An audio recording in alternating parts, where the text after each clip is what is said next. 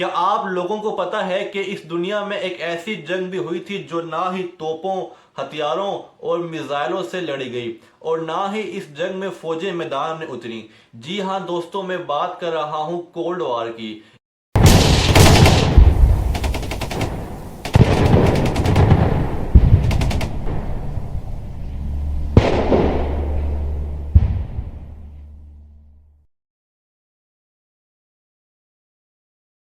اس جنگ نے پوری دنیا کو دو حصوں میں تقسیم کر دیا۔ دوستوں، یہ جنگ جو ہے نا وہ طاقت، ٹیکنالوجی اور ہتھیاروں کی دوڑ کا نام تھی۔ اس جنگ نے کافی صدیوں تک دنیا کو بہت ہی خوف میں رکھا اور اسی کی وجہ سے ایٹمی جنگ کے خطرے نے بھی جنم لیا۔ تو آج جو ہے نا وہ ہم اس جنگ کی مکمل کہانی کو آسان الفاظ میں سمجھنے کی کوشش کریں گے۔ تو اس ویڈیو کو اینڈ تک دیکھنا اور مجھے اپنی رائے دینا نہ بھولنا۔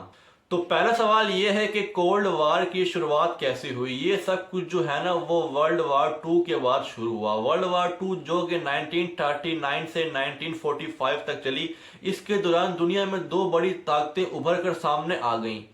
پہلی امریکہ جو کہ کیپٹلزم یعنی کہ سرمایہ دارانہ نظام کو مانتا تھا، اور دوسری سوویت یونین جو کہ کمیونزم کو مانتی تھی۔ اب سمجھ لیتے ہیں کہ یہ دونوں ہوتے کیا ہیں۔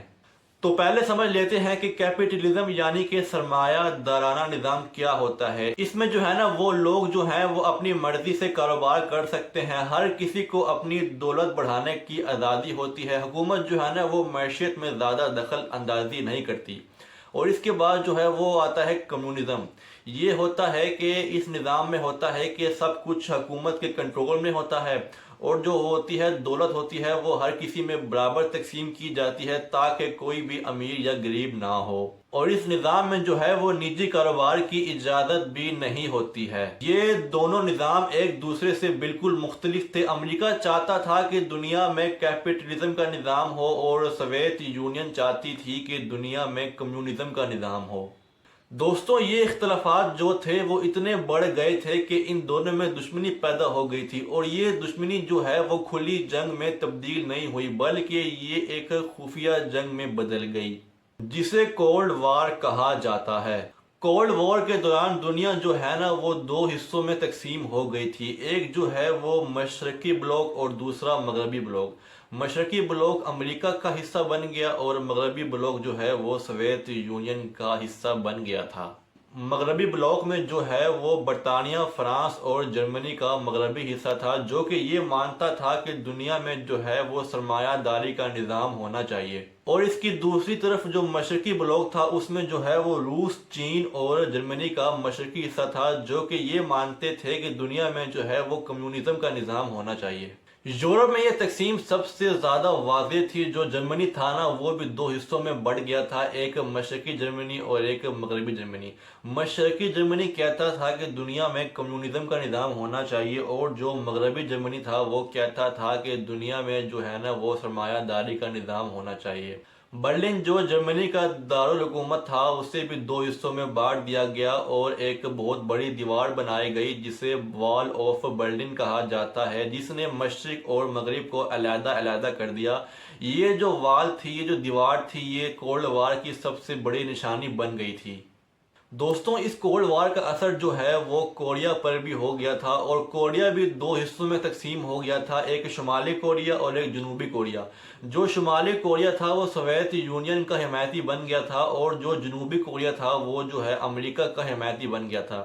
دوستوں، ان دونوں کے درمیان جنگ بھی ہوئی تھی، لیکن یہ جنگ جو ہے وہ بغیر کسی نتیجے کے ختم ہو گئی، لیکن یہ دونوں ملک آج بھی ایک دوسرے کے دشمن ہیں۔ اس کے علاوہ امریکہ نے ویتنام پر بھی کمیونزم کو روکنے کی کوشش کی، اور یہ جنگ بہت ہی بڑی ہو گئی، لیکن اس جنگ میں امریکہ کو شکست ہو گئی اور ویتنام پر کمیونزم کا قبضہ ہو گیا تھا۔ تو اس کے علاوہ سوویت یونین نے بھی کیوبا پر ایٹمی میزائل انسٹال کر دیے تھے، جو کہ امریکہ کے بہت ہی قریب تھا، اور اس وقت دنیا ایک خطرناک ایٹمی جنگ کے دہانے پر پہنچ گئی تھی، لیکن یہ جنگ جو ہے وہ مذاکرات کے ذریعے سے ختم ہو گئی تھی۔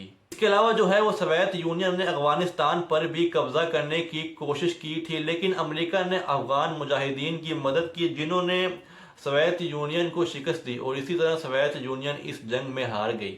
دوستوں یہ جو کولڈ وار تھی وہ صرف اور صرف زمین پر نہیں لڑی گئی بلکہ یہ جو وار تھی نا وہ اسپیس میں بھی جا پہنچی. جیسے کہ اب 1957 میں سوویت یونین نے اپنا پہلا سیارہ جس کا نام انہوں نے سپوٹنک رکھا تھا انہوں نے وہ سیارہ اسپیس میں بھیج دیا. جب امریکہ نے یہ دیکھا تو امریکہ نے اس کے مقابلے میں جو ہے وہ اپنا پہلا انسان 1969 میں جو ہے وہ چاند پر پہنچا دیا. 12, 11, 10, 9, ignition sequence start. 6, 5, 4, 3, 2, 1, 0. All engine running. We have a liftoff. Liftoff on Apollo 11. Shadow. 4 forward, drift into the right a little. 30 seconds. Forward drift. Contact light. Okay, engine stop. Tranquility Base here. The Eagle has landed. Roger, Tranquility. We copy you on the ground. You got a bunch of guys about to turn blue. We're going to be busy for a minute. Armstrong is on the moon. Neil Armstrong, 38-year-old American, standing on the surface of the moon. On this July 20th, 1969. It's one small step for man. One giant leap for mankind. Oh, that looks beautiful, Samuel. It has a stark beauty all its own. It's like much of the high desert of the United States. It's different, but it's very pretty out here. Beautiful view. Isn't that something? Magnificent sight out here. Magnificent desolation.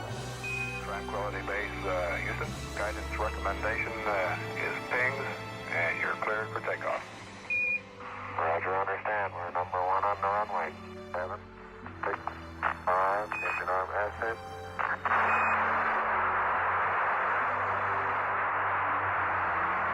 Beautiful. Very smooth. Very quiet ride.